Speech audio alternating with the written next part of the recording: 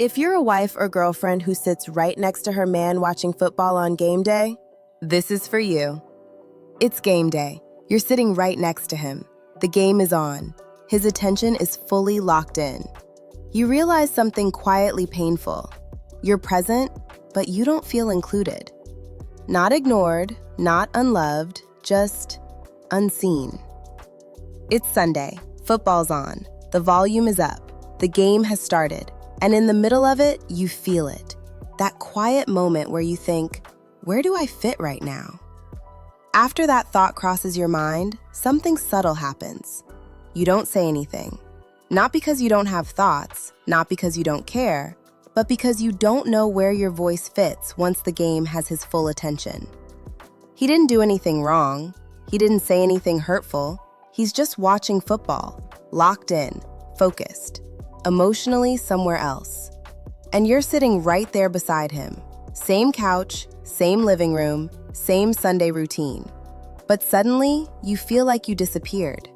You shift your body, pull your legs in a little. You grab your phone, not because you need it, but because it gives your hands something to do.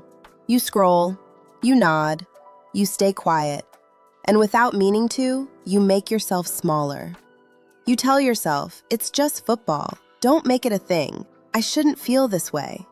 But the feeling is already there, because what hurts isn't football. It's realizing that right now, you don't matter as much as what's happening on that screen. And that realization doesn't come with anger. It comes with stillness, a heaviness in your chest, a slow exhale you don't even notice you let out. You're not asking for attention. You're not asking to be entertained. You're not trying to compete with a game. You just want to feel included, seen, considered, chosen, even during football. That's not insecurity, that's connection. Here's the part nobody prepares women for. Feeling unseen doesn't show up loudly. It doesn't start fights. It doesn't cause arguments. It settles in, Sunday after Sunday, game after game. It shows up in the way you stop asking questions, in the way you scroll just to stay busy, in the way you tell yourself, it's not that deep, but it is. Because when someone matters to you, you want to matter to them, even when their attention is somewhere else. And slowly, without anyone saying it out loud, you start feeling like a guest in his football world instead of a partner sitting right beside him. This isn't about football. It's about what happens when focus replaces connection. Feeling this way does not mean your relationship is broken. It means you're aware.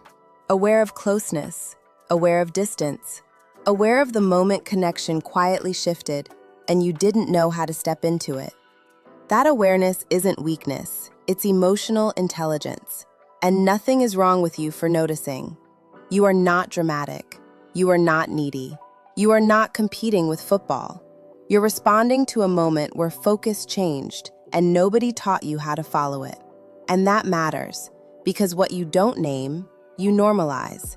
And what you normalize, you start living with. So if you've ever sat next to your man watching football, not angry, not jealous, just quietly feeling left out, you're not alone, and you're not wrong. In the next episode, you're going to understand why this keeps happening and why it feels so personal. Not from a blame place, not from a football rules place, but from a focus place. Once you see it, you won't be able to unsee it. Go watch episode 2.